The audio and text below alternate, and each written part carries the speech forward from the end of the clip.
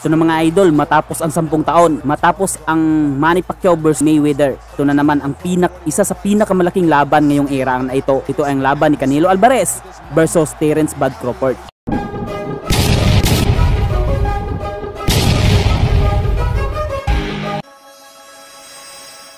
Ang pinaglalabanan pala dito nila mga idol ay ang super middleweight champion. 4 na titulo ang pinaglalabanan nila dito mga idol. Kasama na rin ang eleganteng titulo ng The Ring Magazine. Plano dito ni Terence Crawford maging pinakaunang 3-division undisputed world champion at basagin ang kasalukuyang mukha ng boxing na si Canelo Alvarez mga idol. Kalmado lang ang dalawang boksingero mga idol. Nag-aantayan na sinusukat ang kanilang tamang distansya para bumira. Hinahanap pa ang kanilang rhythm mga idol. Kasi itong dalawang boksingero mga idol is mga matatalinong boksingero. Binabasa ang lahat ng galaw ng kanilang mga kalaban. Ito pa lang si Terence Bud Crawford mga idol, itong division ang inakyat para lang makalaban itong si Canelo Alvarez. Ito bumabanat na si Canelo Alvarez. Bagyang mas matangkad pala si Canelo Alvarez kaysa Crawford dito sa laban mga idol. By Alvarez. Solid yung tira ni Canelo Alvarez sa bodega ni Crawford mga idol. Ito pa lang si Terence Crawford mga idol is switcher. Yung tipong boksingero na orthodox to southpaw. Ito na mga idol, round number 2. Body shot by Canelo Alvarez. Body puncher talaga itong si Canelo Alvarez mga idol. Isa ito sa solid body puncher. At isa rin ito sa may magandang depensang boksingero mga idol itong si Canelo. Yung reflexes nito is maganda, madaling makailag. At matagal-tagal na rin itong si Canelo Alvarez hindi nakalaban ng ganitong match-up. Yung kasukat lang niya ang kanyang nakakalaban. Sa huli kasing mga laban ni Canelo Alvarez is mga malalaki ang kanyang mga naging kalaban mga idol. Sunod-sunod ng mga banat ni Canelo Alvarez. Oh, hook sa bodega, post counter ni Crawford ay 1-2. Ganyan talagang estilo ni Canelo Alvarez. Yun ang palagi niyang balik-balikan. Kaya naman hook sa tagiliran ang kanyang naging.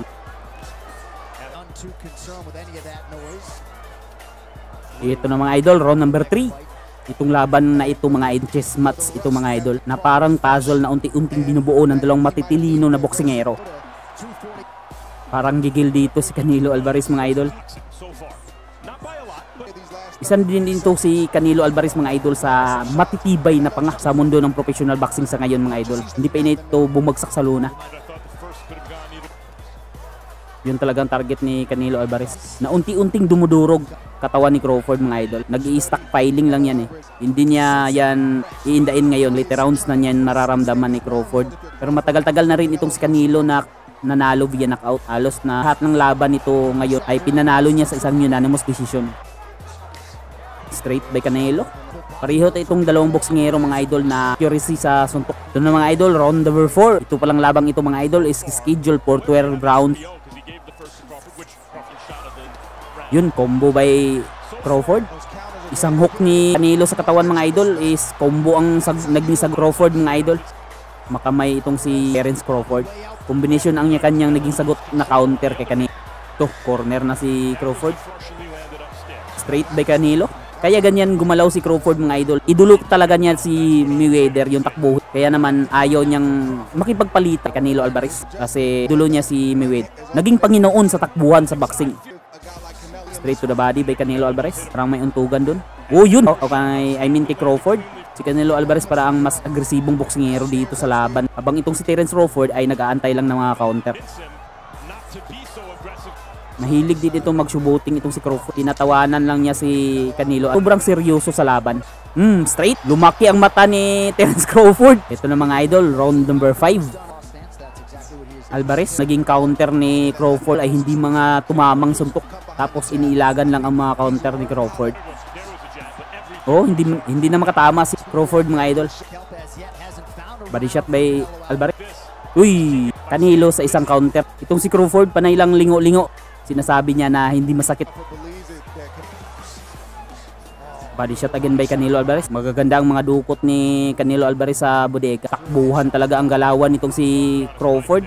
Sabi pa niya siya ang pinakamalakas na boksingero ngayong era na ito. Pero pinakalakas sa takbuhan pala mga idol. Sumakay siya eh. Sinakal niya eh. Nakakabawas ng lakas yun eh. Ito na mga idol, round number 6 mga idol. Bumabawi siya sa laban. Sa pa lang ng batingaw is bumabanat agad. Pumasok ang straight ni Canelo.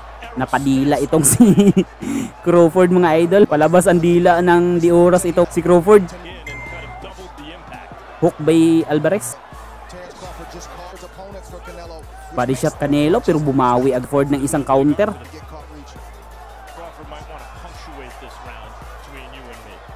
Hindi tumama yung combo ni Crawford mga idol. Body shot by Canelo. Combo by Crawford. Ito na mga idol, round number 7. Masyadong dikita ng labang ito mga idol. Pero sa unprofessional scorecard ng mga commentator mga idol is lamang si Crawford. Nakipagpalitan na dito si Crawford mga idol. Dito sa round 7. Tinamaan ng sulit si Canelo. Parang hirap dito si Canelo Alvarez na i-solve ang paso para matamaan ng solido itong si Terence Crawford. Mabilis umiwas, tumatakbo sa ring. Dapat talaga liitan nila itong boxing ring. Pag ganito nga klase na boxingero mga idol. Maganda rin kasi ang mga counter ni Crawford. Nag-aantay siya tapos naging counter combo. Mga tatlong suntok. Ito na mga idol, round number 8. Sa unofficial scorecard mga idol, lamang pa rin si Terence Crawford. Unofficial na hurado. Pero hindi natin alam ang scorecard ng mga official talaga.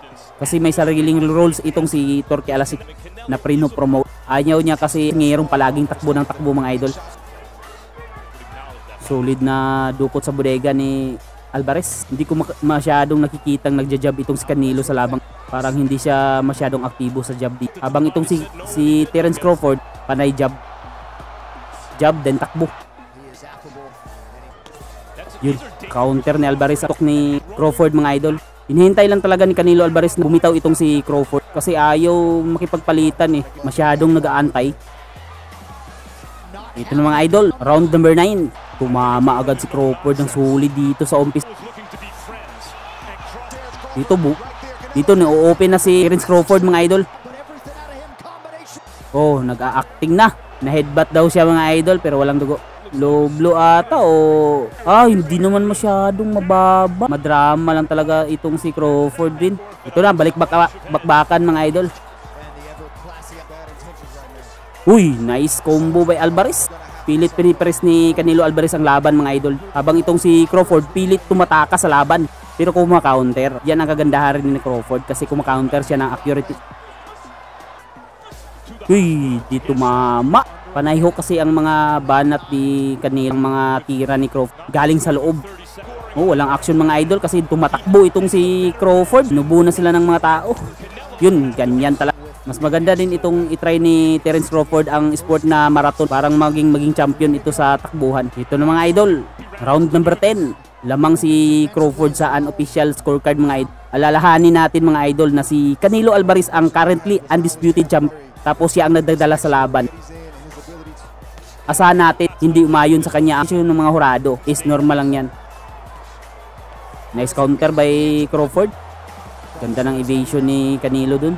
Paisa-isa rin lang ang mga banat ni Canelo Alvarez. Bumabato talaga ng kombinasyon. Oh, ganyan no, paisa-isa lang mga hook ni Canelo. Hindi siya bumabanat ng combination masyado. Kaya naman lumalamang itong si Terence Crawford sa mga palitan. Tuko, naging tuko na mga idol. Yun, combo, palitan. Yun, combination by Terence Crawford. Ito na mga idol, last 2 rounds. So ay kasulukuyang round number 11 mga idol. Ito, palitan agad pagtunog ng bell mga idol. Yung palitan talaga mga idol. Hindi yung panay takbo-takbo. Kaya naman walang mananalo via knockout. Panay takbo-takbo. Maganda talaga bill to bill. Body shot by Alvarez. Maganda kasi yung mga suntok Ford mga idol kasi nanggagaling sa loob. Yun, Crawford. Pasok straight ni Canelo mga idol. Nasa championship rounds na tayo mga idol. Nag-uunahan na sila kung sino ang kakapile ng puntos. Dun, nag-aantayan na lang ang dalawang boksingero mga idol.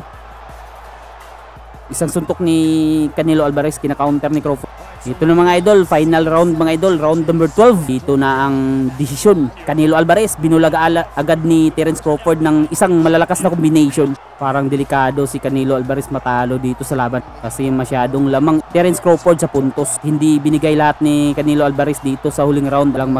Naging na masyadong sagot itong si Canelo. Binubomba na siya ni Terence Crawford. Parang alanganin siya sa mga palitan eh. Talo si Canelo Alvarez, itinanghal na bagong nakasulukuyang 3 Division Undisputed World Champion Crawford.